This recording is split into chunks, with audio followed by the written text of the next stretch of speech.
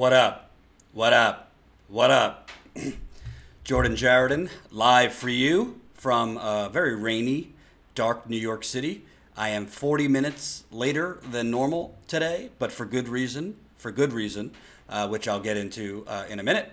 It is Monday, November 26th, and I'll tell you, life's funny. Life is funny. For those of you that watched my 7-hour and 32-minute live stream yesterday, my 7-hour and 32-minute live stream, I broke the live stream marathon yesterday. 7 hours and 32 minutes. You would have known that towards the end I told you, if I'm being honest, been feeling a little depressed lately. I'm always honest with the audience, even about myself. So I've been feeling a little depressed today. Last few days, maybe it's the holiday season, who knows. I do have depression. I take medication. But it was feeling a little down the last week or so. And I was just with Jen, my business partner, who's doing the live chat as usual. I was just texting yesterday and was just like, can anything go right? Can anything go right? I mean, I would need 3 hours to tell you everything that has gone wrong over the last few months. But today, it's almost like if there is a higher power, they were listening. Because all of a sudden today, things start happening. So we're going to tell you about all that today. To give you an update, based on, if you weren't with us yesterday, we did, starting at noon Eastern time, going all the way till, I believe, almost 7:40 at night. So 7 hours and 32 minutes. We did a live stream marathon. The whole live stream marathon is up. If you have 7.5 hours, if you wanna watch, we're gonna cut it up also into shorter clips. And we raised between GoFundMe and the Super Chat, I believe we raised about $1,300, maybe a little bit more. I could be off, from you. So, listen, not easy to go live for that long, but I do it to raise money because we are Grassroots. We're creating a grassroots media network and a grassroots media revolution, if you can't tell by the hat. So I thank you for everybody who has contributed. Here's the update. We are so close to the halfway point of our GoFundMe. We are at $23,132. Obviously, our goal is $50,000, so the halfway point would be $25,000. Our goal was to hit $25,000 by the end of November, so we do have a few more days left. It's going to take some heavy lifters, and I'm excited that we've raised it from 375 people.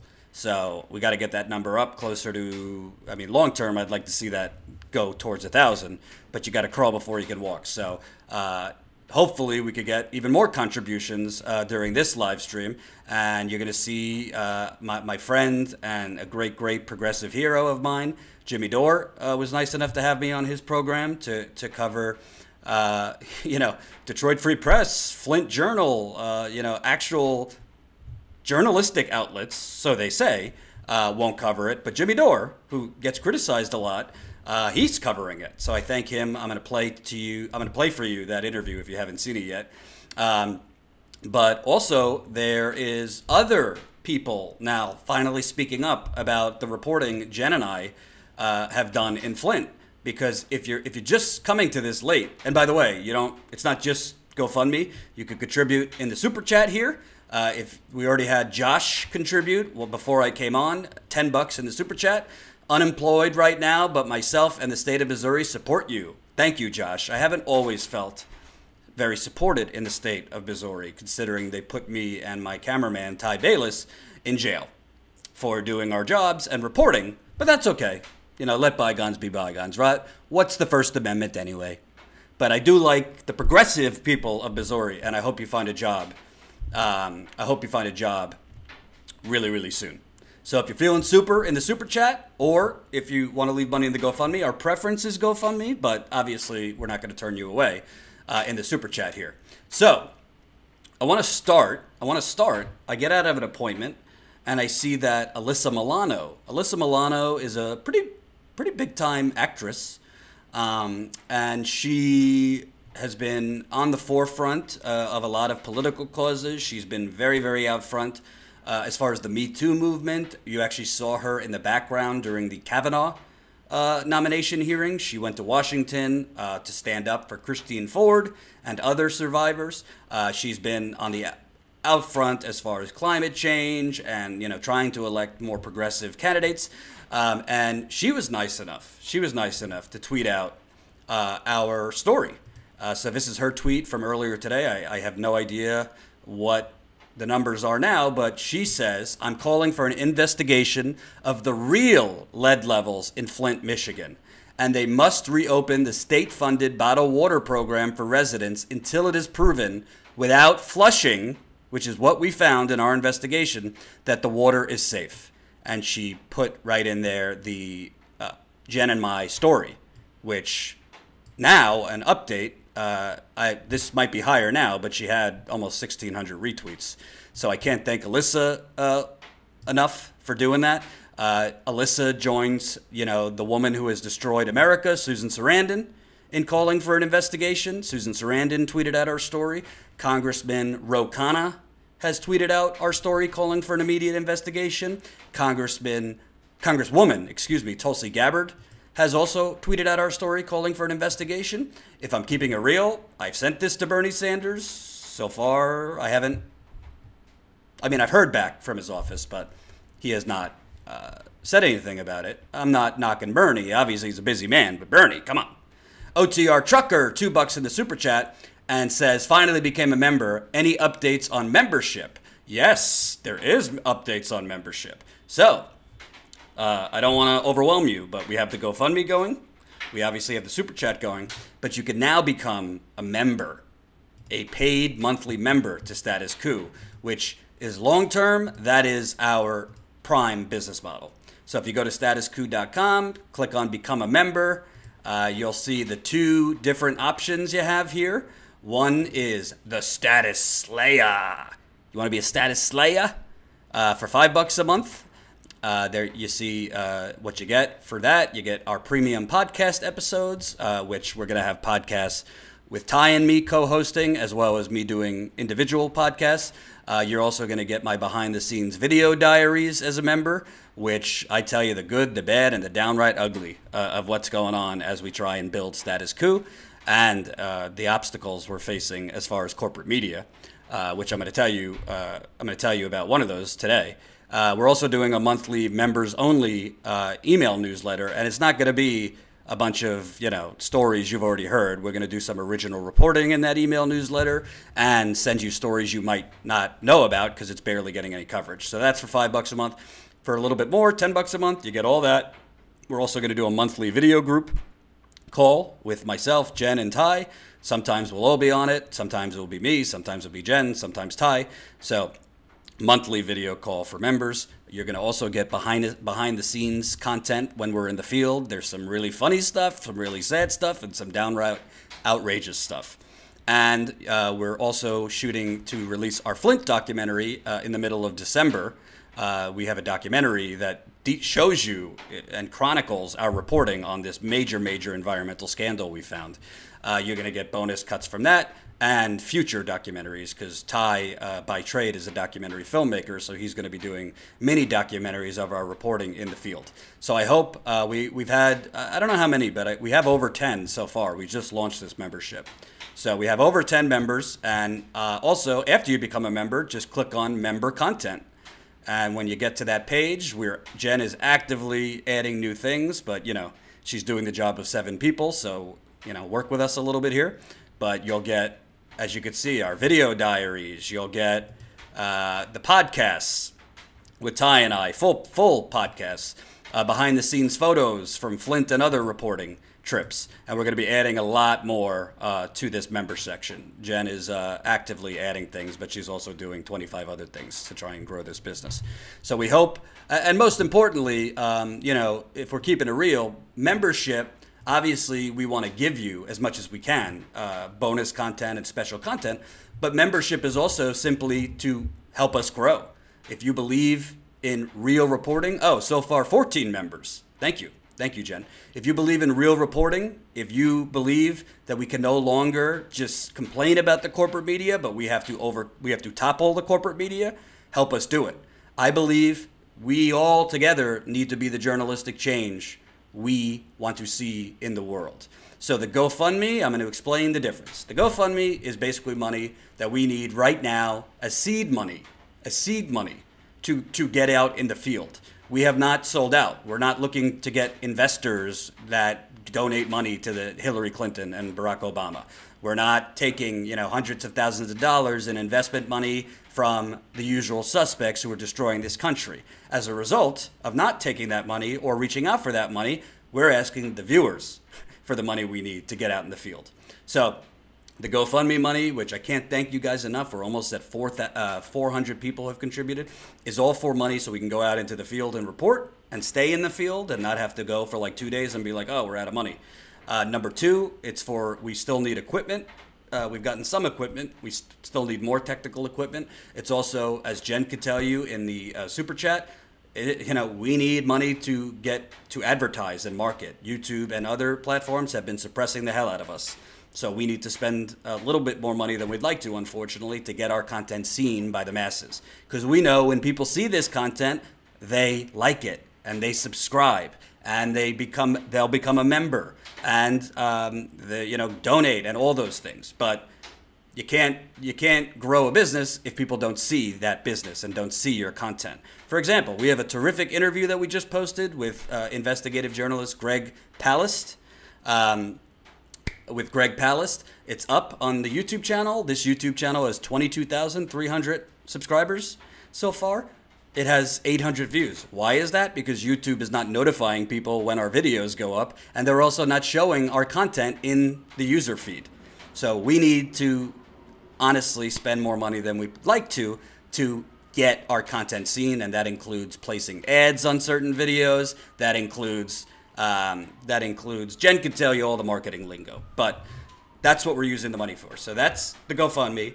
The membership is how we sustain a business. The more paid members we have at $5 a month or $10 a month, the more we could sustain a business. And also, let's keep it real, to actually go out to those larger funders that are aligned with our values and progressive, to go out and pitch them to fund us.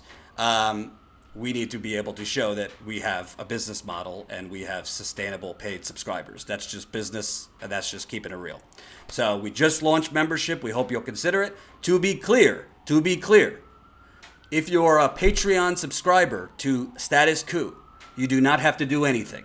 You don't have to get rid of your Patreon. We don't want you to. Stay a Patreon subscriber. You are still going to, the content we are putting for members, the Patreon subscribers are going to get, depending on your level at Patreon. So you don't have to do anything. You don't have to change. Stay where you are. Don't do anything. If you're not a Patreon subscriber, become a member. We would prefer people to starting brand new. If you're not a paid subscriber, go become a member. Or, as Jen says, but you can do both if you really want to. You can become a Patreon subscriber and you can become a member. Now, why do we want people to become members, preferably? Because we don't want to depend on Patreon. Just like YouTube, Twitter, and Facebook, when you're depending on other platforms, you can one day get burned. So, right now, there's no problem with Patreon. I don't know what's going to happen in 3 years or 5 years. When you're depending on other platforms for your business, it could be a problem if those platforms go away or if those platforms change or whatever. So we want to have membership primarily on our website. So that's it. That's the sales pitch. The GoFundMe is right now our first priority. Actually, no, it's a tie. GoFundMe is a priority along with membership. And obviously, if you're struggling to put food on the table, if you're struggling financially, I don't want you to struggle more. So if you can't contribute financially, it doesn't take much to press the share button. It doesn't take much to tell your friends about Status Coup, your family, your loved ones.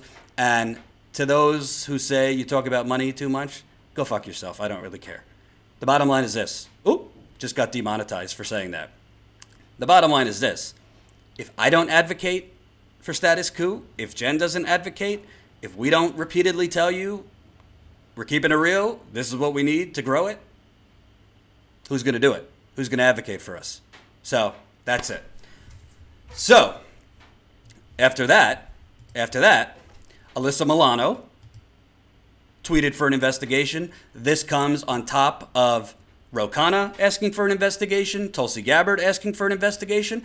And if you're new to the channel, if you haven't been here yet, if you don't know what I'm talking about, here's the nuts and bolts.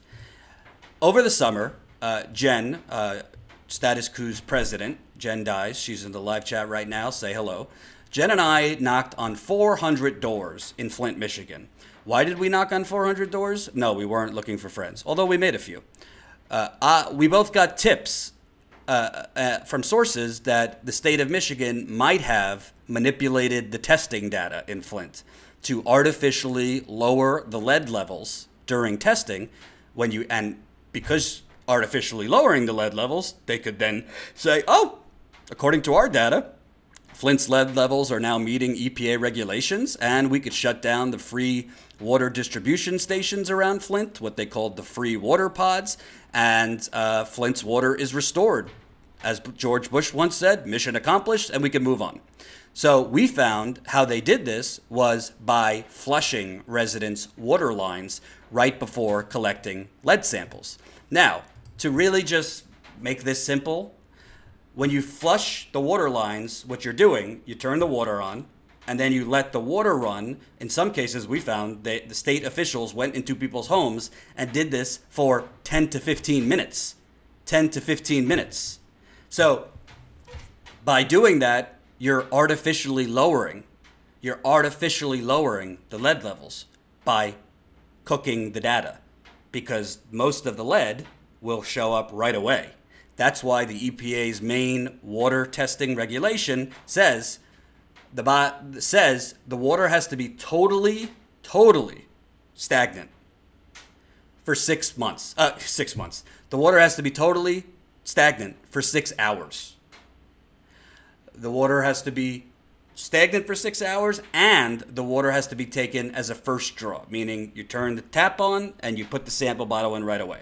Well, we found that state officials went into dozens of homes, ran their water, in some cases for 30 seconds to a minute, and in some cases for 10 to 15 minutes, and then took the samples, which gets you lower lead levels, and then voila, you could then declare Flint's water lead levels are low. And we were supposed to have this story published in Newsweek magazine, as I've told the audience. Newsweek literally killed the story a day before it was supposed to be published. And Jen, myself, and Ty had already booked our flights to Flint, thanks to your GoFundMe contributions. So we Newsweek said, oh, what did they say to us, Jen? It was like in politics, when you're explaining, you've lost. Meaning Newsweek found the story just too complicated to explain. Well, we published it ourselves, and what do you know? People get it. When you flush people's water lines, when you run the water before taking samples, it artificially lowers the lead levels. And why is that a big fucking problem? And I'm demonetized now, so reminder, this is a super chat, and we got the GoFundMe going. Why is that a big problem? Because you are giving residents, mostly poor, who cannot afford to go buy cases and cases of bottled water. Flint is 57% African American, and Flint is 42% impoverished. And I think those levels are low. I think it's higher as far as the poverty level in Flint. So most residents, they hear, the water is restored, and what do? They're drinking again from the taps. They're letting their kids drink from the taps. Well, if the testing was manipulated by flushing, you are putting tens of thousands of residents at risk by giving them false information and a false sense of comfort. Jennifer says, and is this ever talked on mainstream media ever? Jennifer, what do you think? Jimmy and I talk about that in our interview, which I'm about to play. And by the way, just because I'm playing the interview, go give Jimmy the clicks. Make sure, even though I'm playing the interview, go to Jimmy's channel and click on the video so he gets the views for that video. So, super duper bars of soap needed for Jordan? I didn't shower today, if that's what you're talking about. I haven't showered yet. I had physical therapy and I haven't had time to shower. So, hope I look okay. So, we published this story. You have United States Congressman Ro Khanna saying an immediate investigation needs to happen. You have United States Congresswoman Tulsi Gabbard saying an immediate investigation has to happen. You have Susan Sarandon tweeting about it. Now you have Alyssa Milano calling for an investigation. Why is it that Congressman Dan Kildee, who represents Flint, Michigan, he is the United States Congressman representing Michigan, and he represents Flint, Michigan. Why isn't he calling for an investigation? Why isn't he saying anything? Can anybody explain this to me? Dan Kildee gave me a quote. He gave me a quote for the story, but he has not said a damn thing after the story got out. He hasn't called for an investigation. He hasn't called for who did Michigan send into people's homes to flush their water lines. He hasn't called for an immediate reopening of the closed water pods. He hasn't called for an immediate investigation into did Governor Rick Snyder know what his environmental agency was doing by going into homes and flushing residents' water lines. I don't know. I don't know why he's not doing this. You know, most journalists just sit there and kiss the politicians' asses, don't call them out, don't call them to account. But this is the representative who represents Flint, and he is silent on Jen and my story. So you know what? We're going to give you his phone number. We're going to give you his phone number. So let him know and let his office know you want an investigation into our reporting. People need to be held accountable. And while that investigation is going on, Flint's water, the free water pods that Governor Snyder shut down, need to be reopened. So there you go, folks. Write it down. That's his DC number, and that's his Flint number. And most journalists don't do this. We don't want to lose access to the holy politicians. I don't give a flying fuck about that access. I am here, and Jen is here, and Ty is here to get the truth out and hold people accountable and deliver whatever the hell justice we can to the poisoned people of Flint. And when we're done with Flint, we're going to go to other communities. You're going to have to help us by becoming a member to Status Quo. So there's his DC number. Jen, put it in the live chat, 202-225-3611. Jen might yell at me after this, but that's why I didn't tell her I was doing it. And there's his Flint office, 810-238-8627.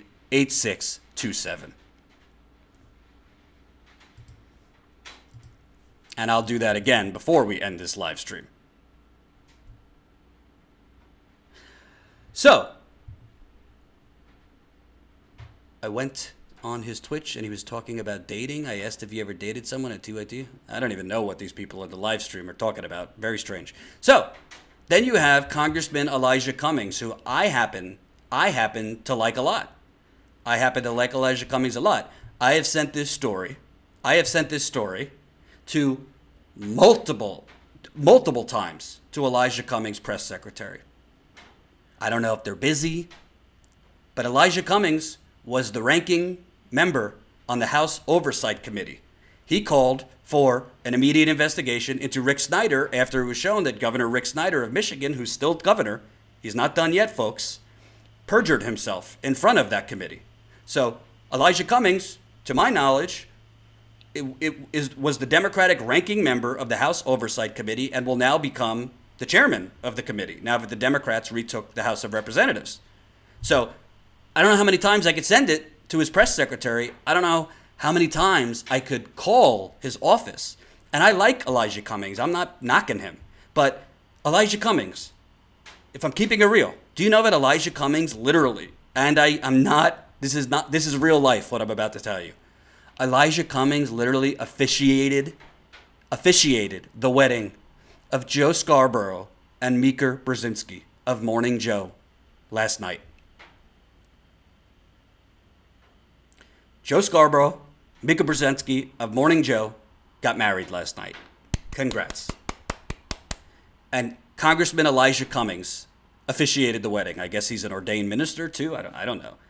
So, Mr. Representative Cummings, you have a huge microphone. You are going, Jen, correct me if I'm wrong, he's going to be the chairman of the House Oversight Committee. I don't know what more I have to do I have sent it to you repeatedly to your press secretary. Your press secretary is not responding. I mean, I don't have extra money to go down there and respectfully stalk you, Congressman. Congressman Ro Khanna has called for an investigation. Congresswoman Tulsi Gabbard has called for an investigation. Multiple high-level celebrities have called for an investigation. Where is Congressman Elijah Cummings on this? Because I don't see him. So here's his number 2. And this is what I did at the Young Turks, and it was very effective. Let's put the army, let's put our audience, this army, to make some phone calls and pressure these congresspeople to lift a freaking finger. And in fairness to Elijah Cummings, maybe he doesn't even know about it. Maybe his press secretary didn't alert him to it. I don't know. But there's really no explanation that he hasn't said anything or called for an investigation. My reporting and Jen's reporting, we both worked on this story, is airtight. When we published the story, we had 31 residents, 31 homes we found had illegal flushing done in their home right before lead and copper samples were taken. When we went back to Flint, just the week of the midterms, we found an additional 4 homes. We knocked on 50 doors that week. We found an additional 4 homes. One of those homes is a local pastor in Flint. They're flushing his water. He has a full filtration system throughout his home. That is also against testing protocols. They're supposed to be testing water without a filter. This pastor literally has a full filtration system in his home, and they put his home on the official state testing group. So they're not only flushing water, but they're putting homes on the testing group that these groups of homes is the very homes that they are using to say we're meeting EPA regulations in Flint that have full filtration systems. We also found a couple where the state of Michigan verbally gave them the illegal instructions to flush their water for 5 minutes before collecting lead and copper samples. That couple, the wife in that couple, her elderly mother lived with them. Their elderly mother lived with them. She was, elderly. I think she was on dialysis, but I don't remember. But she wasn't dying. She wasn't sick. And all of a sudden, she gets extremely sick after the water switch. She goes to the local hospital in Flint for 12 days. The doctors won't tell her what's wrong with her. She's sent home. She dies within days.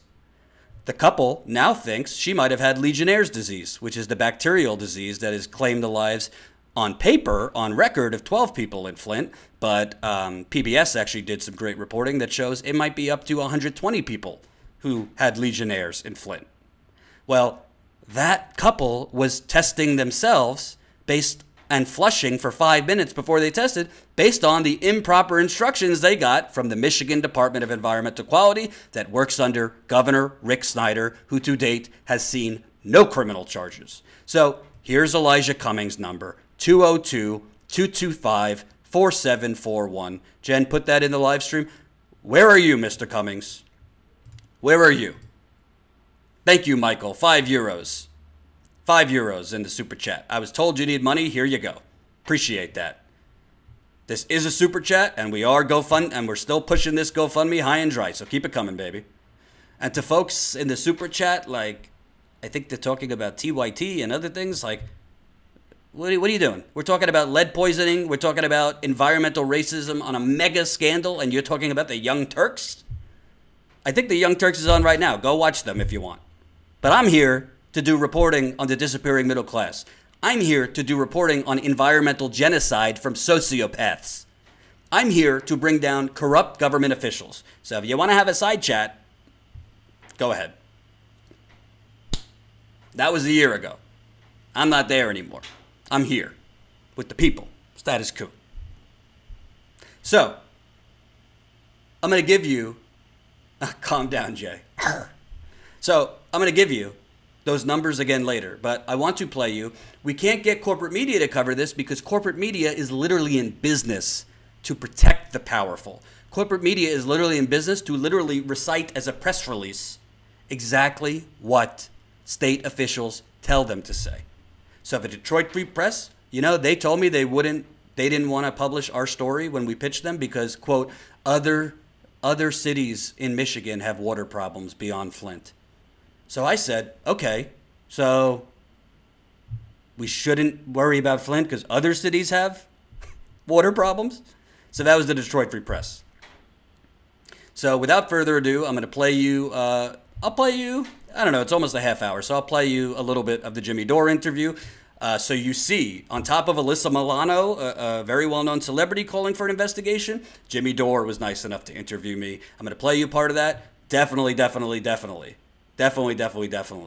go to Jimmy's channel and click on this so he gets the views for it as well.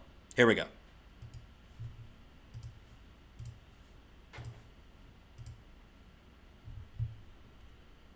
By Jordan Cheriton, I wanted to show you a little bit of the trailer. Let's watch a little bit of it together, shall we? Here we go.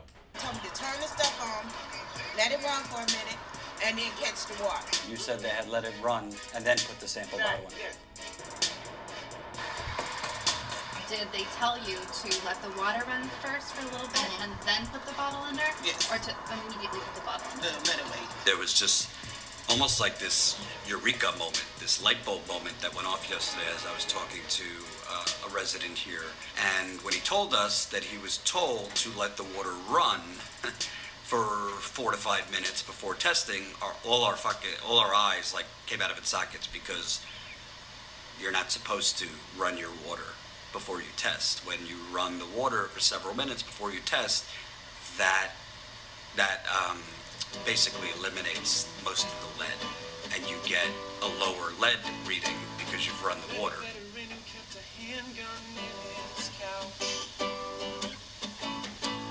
Shades around his eyes are burning, cigar in his mouth. When the water crisis is over and somebody stands up and says, hey, the water crisis is over, will anybody believe it? No. No. No. I know you can play games with whether or not you allow water to run before you test it, or how long you let it run, things like that. I don't trust the city of Flint, the governor, any of them. I'm all broke out. I have picked my own pictures. I'm all broke out. I'm diabetic. I have like whips. And this is from the water. Itching, breaking out stuff like that. My teeth. Yeah, so. My skin and my hair. Go ahead, get it. Bro, I'm telling you. And I get them like, this, bro. And they were worse.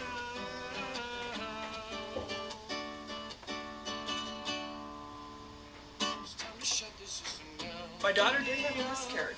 And you go to the doctor, they got the doctor saying, oh, it's okay. It's not okay. I'm living with this. I'm living proof. You know, I'm here. Y'all go home to your own residence at the end of the day. When everything is done, I'm living it. It doesn't make any sense, and it's not fair.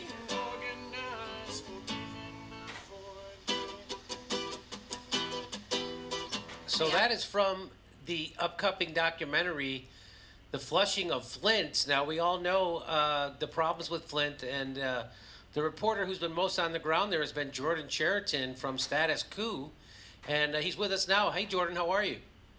Hey, Jimmy, great to have you. So I'm showing part of the trailer for your upcoming documentary, and you went back to Flint. You've been there a lot. You actually went back there recently this summer, and you interviewed, how many people did you interview? We spoke with 150 residents in Flint. And you knocked on about 450 doors. You talked to 100 and some people. And we just showed you clips of what they're... So the water still isn't clean in Flint. Even though I saw Barack Obama go there and take a sip of water, it's not fixed? They would want you to believe it's fixed there in the state government and, of course, President Obama. But we did something radical. We just knocked on doors, you know, old school, and we found that the state of Michigan, during the water testing there, before they gave the all clear sign, they actually illegally flushed residents' water lines right before taking the lead samples, which is against the EPA's drinking water regulations. If you're testing water for lead, you're supposed to have water be totally stagnant for 6 hours and then take the water sample right away. Even running the water for 30 seconds to a minute before sampling, you could be flushing out extremely high levels of lead. And we found that they did this in at least 35 homes, Jimmy. So they did give them a clean bill of health for the water. Is that what you're saying?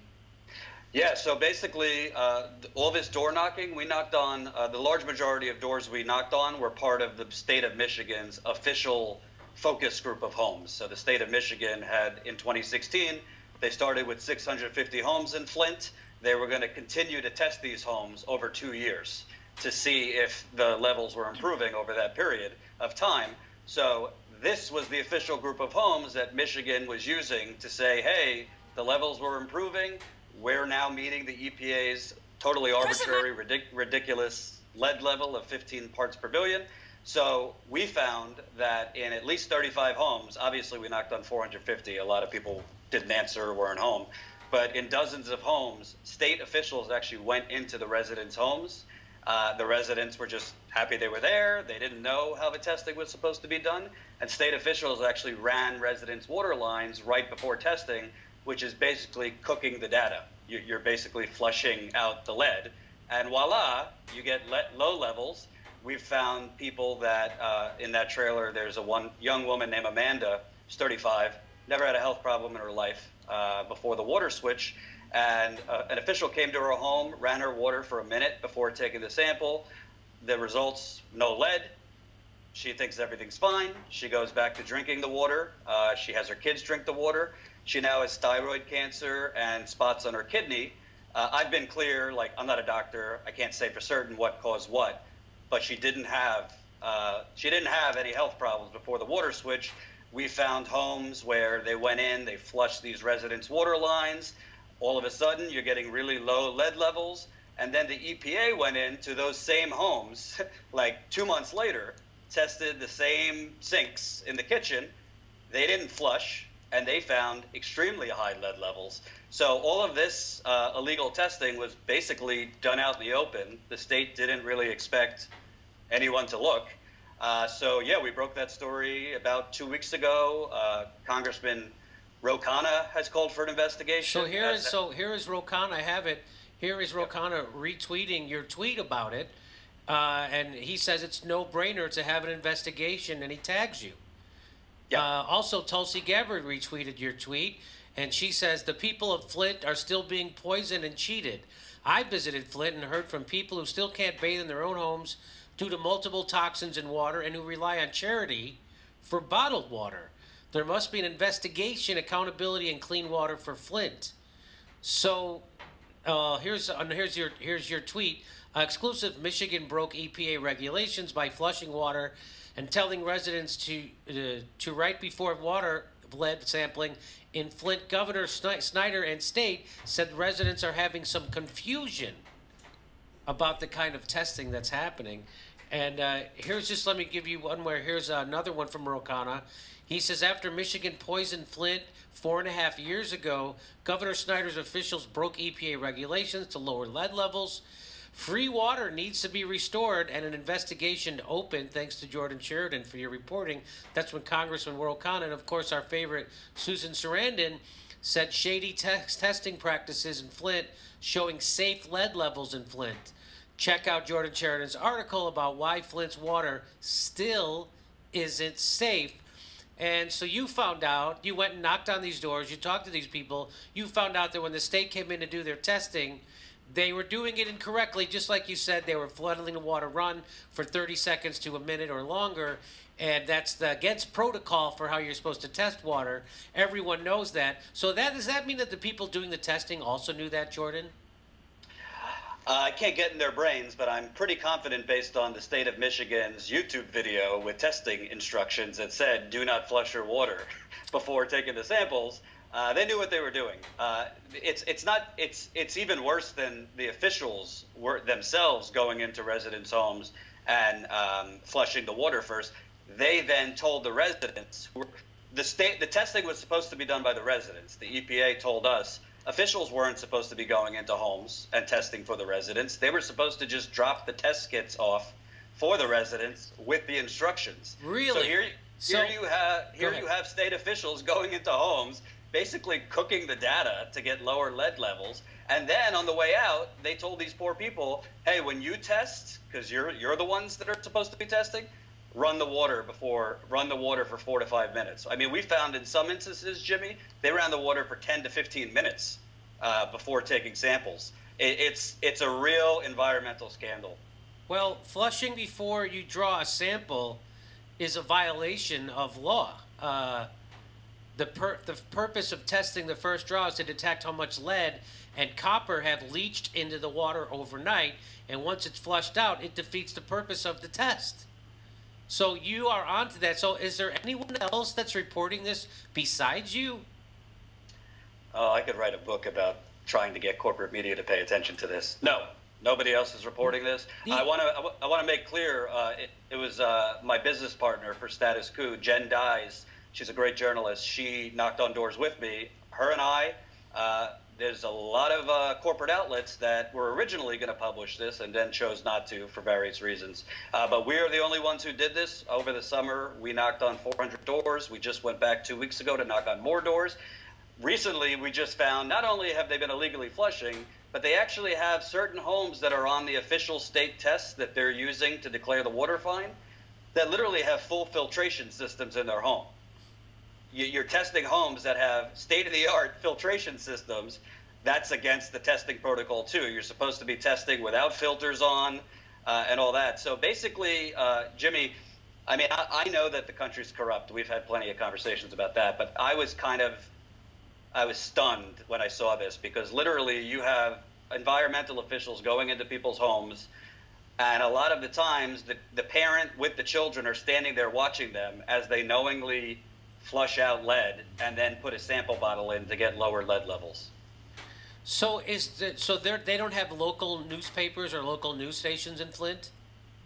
They have quote-unquote news, which basically have breathlessly regurgitated what Rick Snyder, the governor, and the environmental agency, which if you follow the Flint water crisis, it was this very environmental agency that we caught cheating that actually caused the lead crisis in the first place. They didn't add the proper corrosion control chemicals into the water, and that's why lead leached off into the water. This environmental agency and Governor Snyder, their response was not to say you're lying. It was not to say these residents are lying to you. It was to say, we think these residents are confused. We think they are a little confused who came in their homes and how they tested the water. I don't need to tell you, Jimmy, Flint is 57% black and 42% poverty rate. So you take that for what you want. I read that as let's call the poor minorities dumb. They don't know what's going on. I will tell you, I haven't really talked about this much. If you want the behind the scenes, this story was supposed to be published in Newsweek magazine. We were about to publish it in Newsweek. Jen and I had booked a flight. We were going to report on the ground there. And then Newsweek literally killed the story the day before it was set to publish. And I quote, I was told, like in politics, when you're explaining, you're losing. So Newsweek said it was too complicated to explain the story for their readers. What? Come on.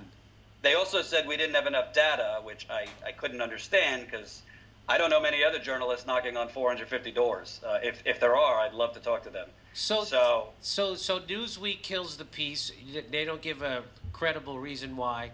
So, like the local NBC, do they have a local NBC TV station with a news department? Oh, Jimmy, they have a local NBC, a CBS, an ABC. I mean, they got plenty of resources. But the problem is, as I've seen in Standing Rock, I've seen in Flint and East Chicago and Alabama, and I could go on, the media is less a microscope than it is a press release.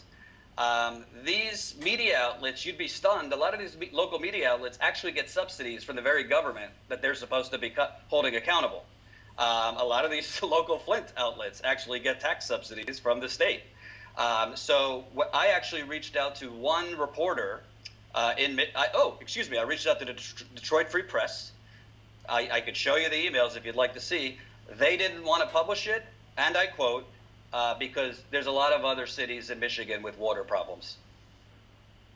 So I said, Yeah, well, let me get on my broom and go to every last city, and let's first expose what's going on in Flint, and I'd be happy to go cover the other ones. So you're not going to cover this because other cities have water problems? Well, did other cities have their water switched to a river body with dead bodies and toxic waste parts from General Motors?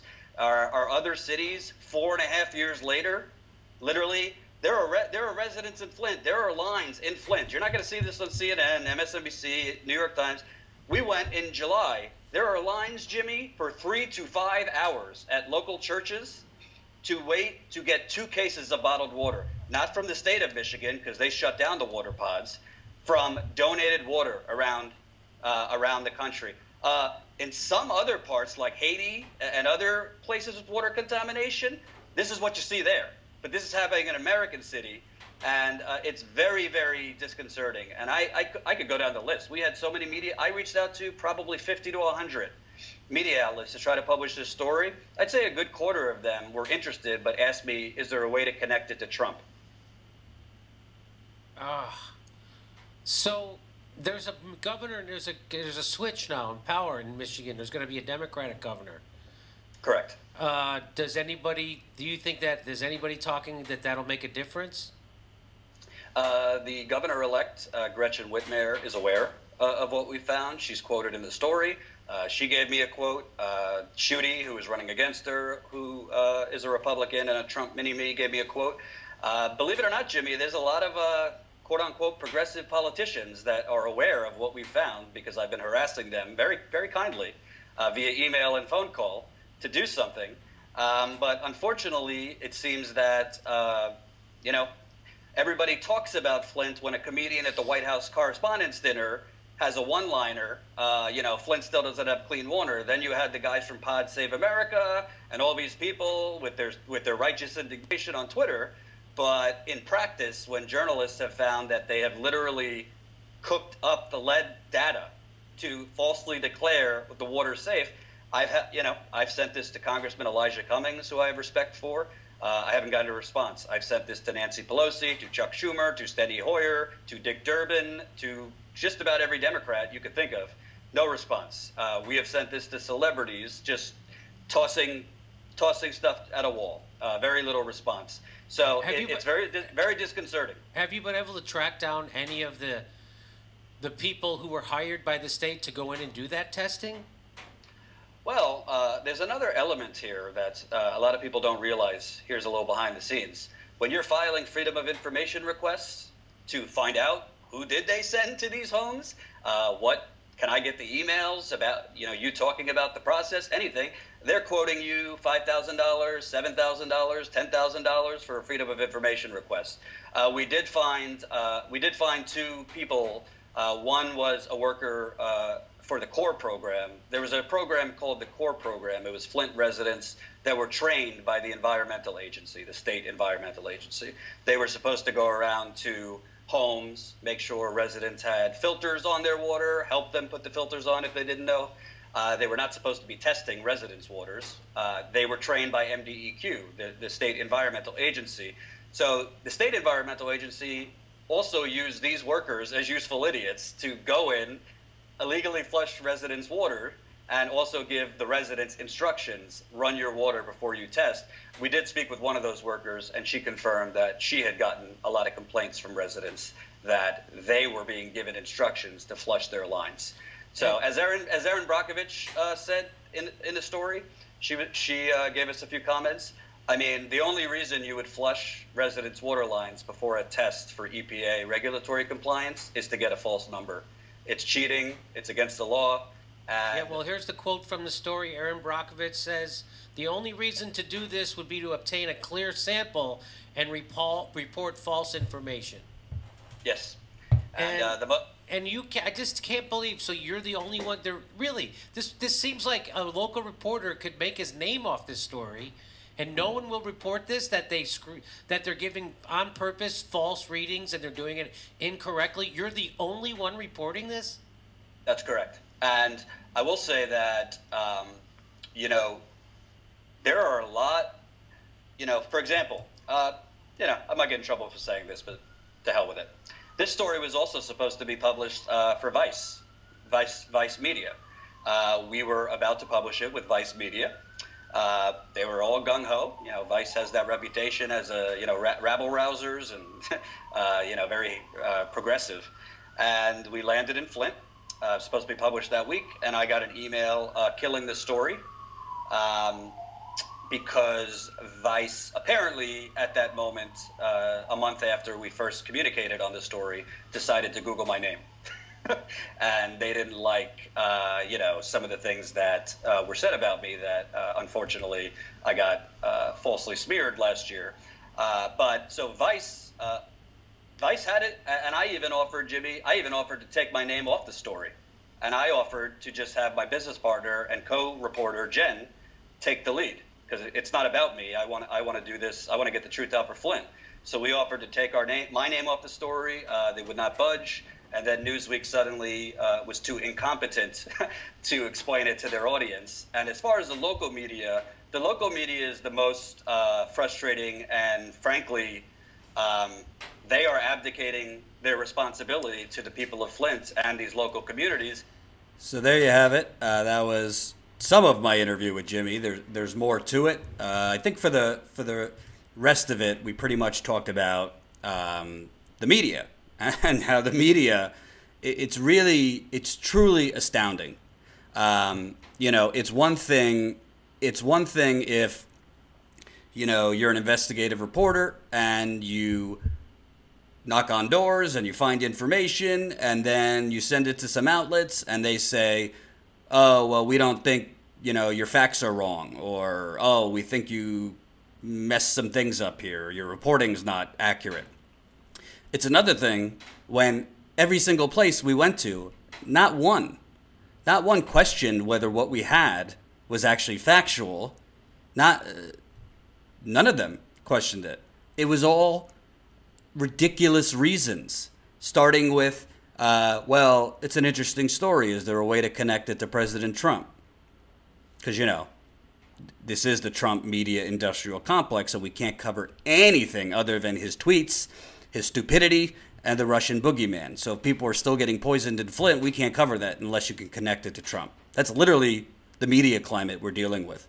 And I kind of knew how bad the media was, but now Jen, who was along the way for this process of trying to get this story published, now she understands how bad the media is. We had outlets like ProPublica and, a lot of big outlets say, we just don't have the bandwidth. We don't have the bandwidth to tackle this story. We just don't have the bandwidth to tackle this story. Meaning we don't have the staff, we don't have the time, but they do have the bandwidth to do investigation after investigation after investigation after investigation after investigation into Trump. Because we don't already know Trump is corrupt. So all these outlets that didn't have the bandwidth, no. Daily Beast, I met with them in person about this story. They were all into it, then two days later, no thanks. Yeah, we have sent this story to Alexandria Ocasio-Cortez's advisors. Nothing. I'm not attacking Alexandria Ocasio-Cortez. Maybe her advisors didn't present it to her. I don't know. But nothing from her. For all those folks that you're probably about to ask, did you send it to this person? Jen and I have sent this story and what we have found to every single person you're about to ask twice. We haven't left one stone unturned. For God's sakes, the New York Times tried to steal this story from us. I reached out to the New York Times trying to see if they would publish it because I think they're corporate propaganda, but they do have big reach. And they told me, oh, well, we already have our own reporters. We already have our own reporters in the Midwest. So if we were going to do something like this, we'll have our reporters do it. And then I find out literally the next day after that communication, a source of mine in Flint gives me a call and says, oh, I just got a call from a New York Times reporter asking about illegal water testing, saying they got a tip. Yeah, they got a tip from me. Meaning they took the notes that I sent them based on Jen and mine, very painstaking reporting. You're talking about, it's not just like, hey, knock on the door. We went back and forth for 3 weeks during the summer, all over Flint in 95-degree weather. You'll see it in the documentary. I was schwitzing. Marshall Villager, did TYT send another reporter to Flint after they fired Jordan? I don't think so. Can't tell you yes or no because I haven't really followed what they're doing, but to my knowledge, they haven't. To my knowledge, they have not. So, I mean, I could go down the list and maybe another time I'll go through every single media outlet we reached out to and the absurd reasons we got. But the bottom line is, the state of the American media is literally that, as Jimmy Dore so humbly puts it, the only person that wants to cover this right now is a jagoff comedian. And I'm not calling him that. That's what Jimmy calls himself. I think Jimmy's fantastic. I think Jimmy's a lot smarter than he lets on. He's very intelligent and very passionate. But what kind of country do we live in when the people with the microphone, the people with the platform, the New York Times, the Washington Post, the Nation, the Daily Beast, BuzzFeed, the Associated Press, Mother Jones magazine, Newsweek magazine, I could go on and on and on, that they have information. Vice Media, hey, I always keep it real with you. Vice Media was about to publish this story. Okay? They claim to be so progressive and hipster and radical. Vice Media was about to publish this story. But you know what? You know what? Hold on one second.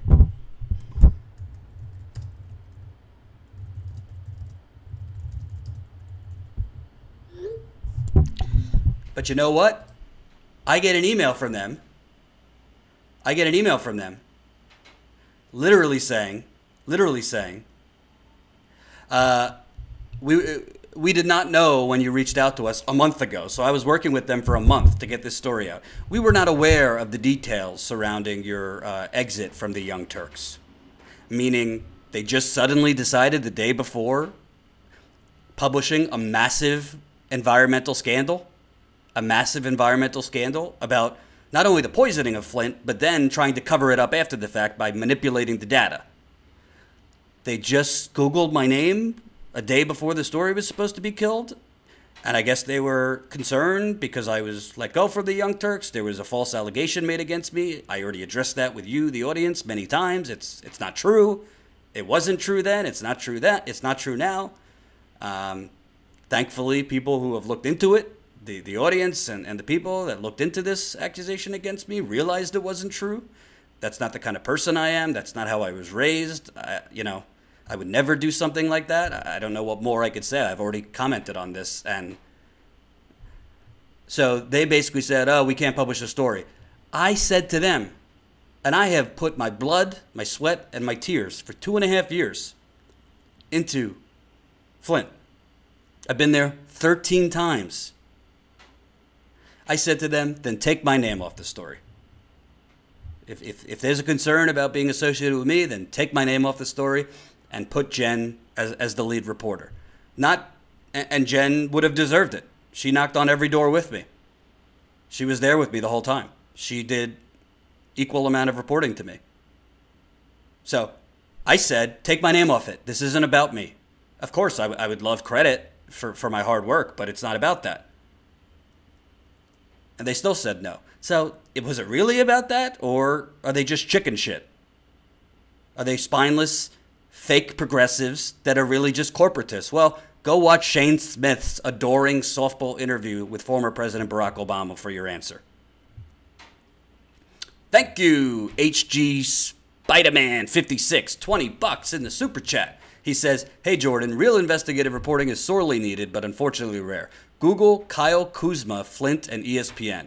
He's an NBA player from Flint trying to fix the water situation. Perhaps you could contact him through the Lakers. We will do that. Jen, write his name down, Kyle Kuzma. We also know that Josh Jackson, I think it's Josh Jackson of the Phoenix Suns, has donated to Flint, so we're reaching out to him too. And thank you for the $20. As a reminder, this is a super chat. Your contributions in the Super Chat and the GoFundMe are what sustain us. We also, while I was showing that Jimmy clip, we also got a $28 GoFundMe donation from Jay Seb. So thank you, Jay, for that $28 $8, which brings us to $23,160. We would like to, by the end of November, get to 25,000, which gives us a few days. It's definitely an ambitious goal. We're going to need a lot of people to help in that goal, so we hope you can. And we also want to get that number 376 to 400 as soon as possible. So thank you for the continued donations and super chat. So this isn't about me as a journalist sitting here and asking for a pity party. This is about, if you don't realize by now what a need there is for something like status quo, then you're not paying attention. We don't have a national media in this country. We don't have investigative reporters in this country. I could name maybe three to five on my fingers that actually get out there, that don't just tweet all day, knock on doors, dig up dirt, take risks. And one of them, I interviewed him. His name's Greg Palast. You can watch that interview. It's on the channel right now. The full, almost hour interview. Oh, Abby Martin, too. Thank you. But where are, by the way, here's a little hidden secret, too. Where are the progressives on this issue?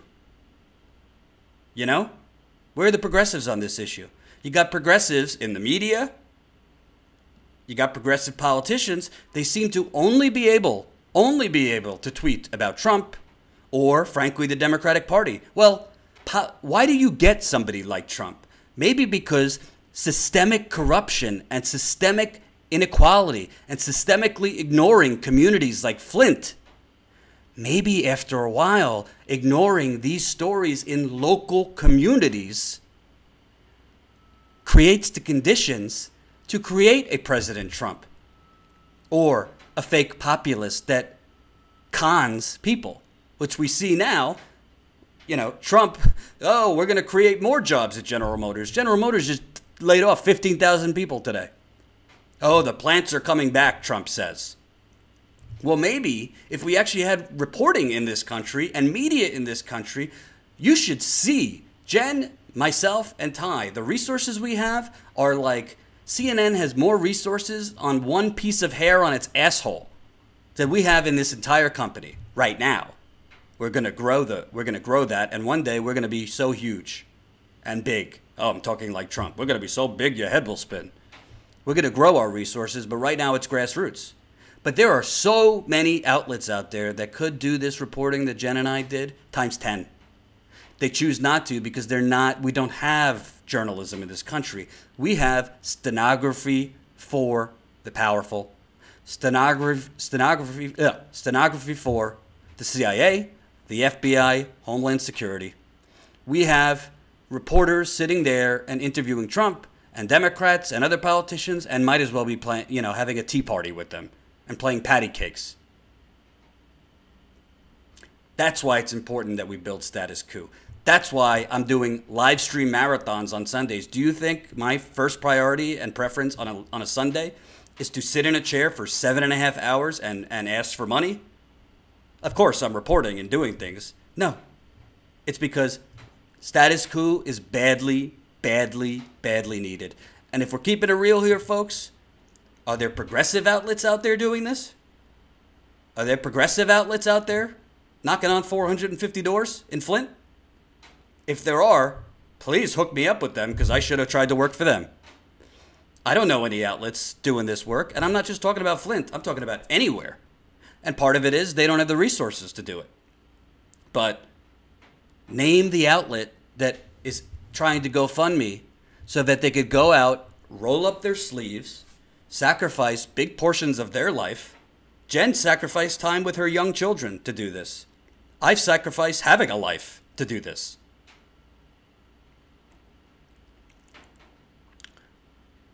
Am I missing some outlets out there? Because I know there's a lot of outlets out there that are spending a whole lot of time, every segment, covering Trump and covering Russia.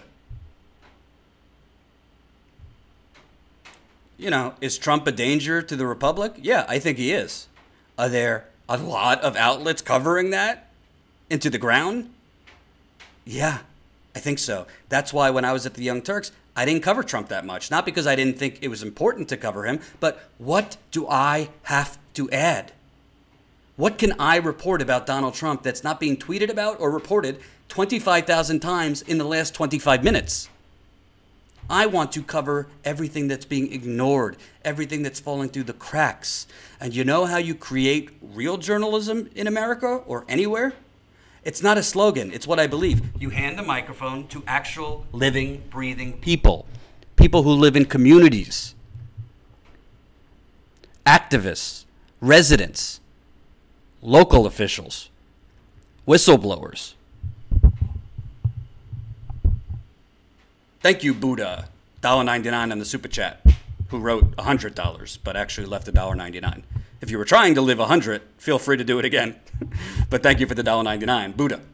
And David says, Jordan, thank you so much as a Michigander for your reporting in Flint. We need journalists like you, man. One love.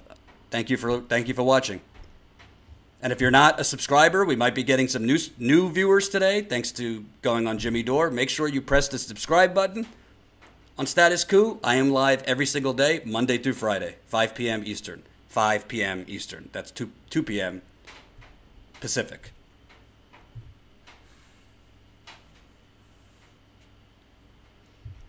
So it starts with you. I'm not here.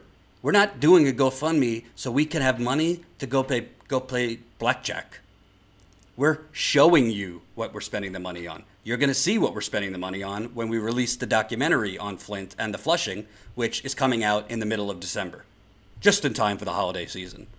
Our full-length Flint documentary on this reporting. If you don't know what investigative journalism looks like, or you'd like to know, I'm not as humbly as I could say it, watch our Flint documentary. Mitch says, all currencies, Canadian okay? Yeah, Canadian dollars. We accept euros, Canadian dollars, whatever you got. Send it in, baby. Send it in. But how we're going to do this is if people change their thinking. So you, as either a single person or a married person or whatever, you have a budget. You have a budget. You have a budget for groceries. You have a budget for rent, for electric, for healthcare. You have a budget. Well, I humbly ask you to add Status Coup into your monthly budget if you can. If you're struggling to put food on the table, if you're living paycheck to paycheck, if you are economically insecure, we do not want to make it worse for you. That is not our intention. So just share the video and show up and watch. Share the video. Share our live streams. Tell people about Status Coup. But if you do have the money, the days of free journalism, I'm sorry to say, are over. Sorry. There's realities, and we need the funding. And by the way, I love Jimmy Dore. I love Kyle Kalinske. I love Mike from the Humanist Report. But I'm just going to keep it real. We have a higher financial bar than they do because our content and our platform is heavily, heavily focused on going out into the field. Airplanes cost money. Flights cost money. Rent-a-cars cost money. Airbnbs cost money. And food on the road costs money. That's just the reality. So I don't think we're any better or more important than those people that you might give money to. And I say try to give as much as you can to everybody, because it's not one or the other. Jimmy and Status Coup, we don't work together. I would love to one day work with Jimmy, just putting it out there. And I've told him over and over, you know, what can we do to collaborate? But that's a different day. That's another story for another day. But our equipment costs money. Transportation costs money. Flights cost money. An average trip, just staying there for like 5 days, is like between $2,000 and $3,000 between flights and rent-a-cars and Airbnbs and food. So you have to create that. Jen and I could only do so much. We are trying to get sponsors. We are trying to get larger funding from entities that actually are aligned with our vision, that don't give, special interest money to corrupt politicians, people that are aligned with our vision, progressives. But what you can do, you can become a member to Status Coup, which I showed you how to do that earlier. Go to statuscoup.com and click on Become a Member. I'll show you one more time.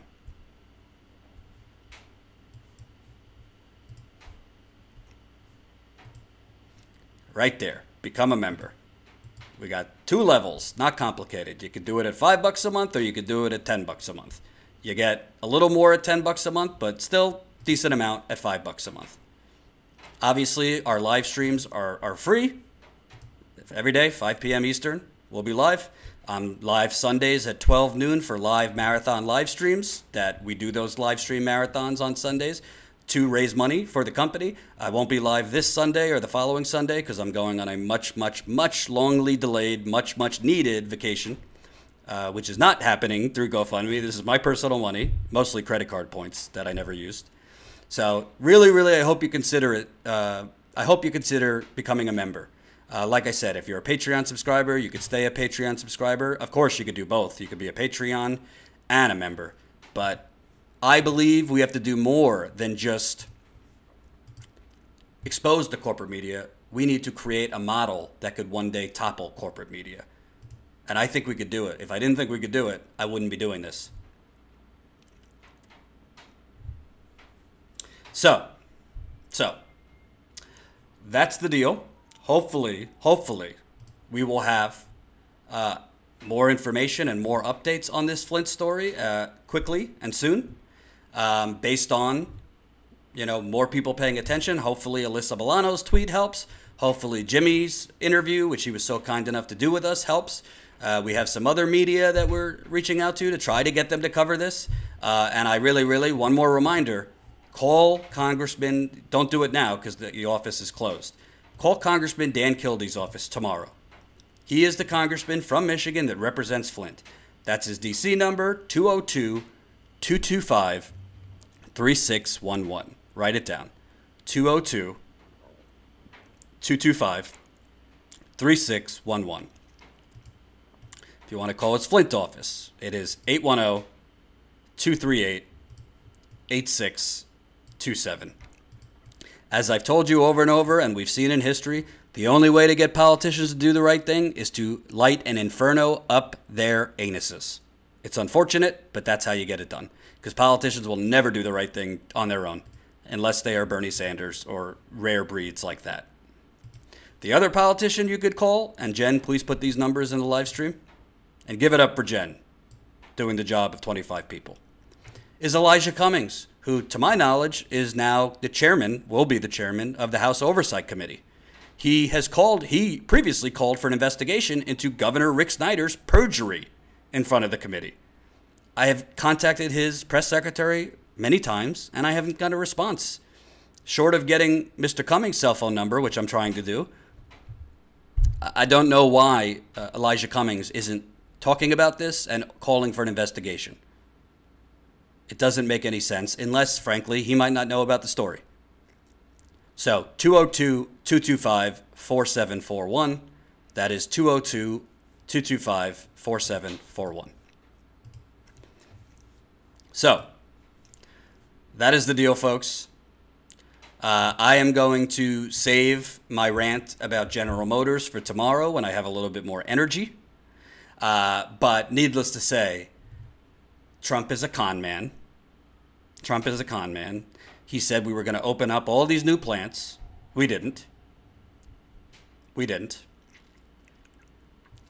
Buddha Love, 77, $100 in the super chat. I'm going to go become a Buddhist, thanks to your love. $99.99 in the super chat. Can I get an amen? Or does Buddha not allow that? Buddha, thank you. Thank you. I know that is a lot of money for most people in this chat. So thank you for leaving that very, very generous contribution. And I hope you'll consider, if you have the money, to become a member also at statuscoup.com. But thank you. I appreciate that. And I believe, let me check, we also have gotten new member signups while we've been live. So we just got Matthew West has become a member. Thank you, Matthew. And some others. Got a couple others. So I'm going to save my rant for tomorrow on General Motors because, boy, do I have a lot to say. I have a lot to say about Trump. I have a lot to say about Barack Obama. I have a lot to say about us bailing out General Motors, the taxpayer.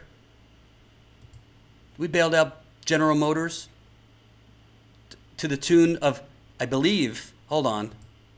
Where did I put that story? Ah, damn it, I lost it. I'll get that for tomorrow, but we pay. Oh, General Motors got 22 billion. And the taxpayers, well, we lost 10. So General Motors gained 22 billion, we lost 10 billion.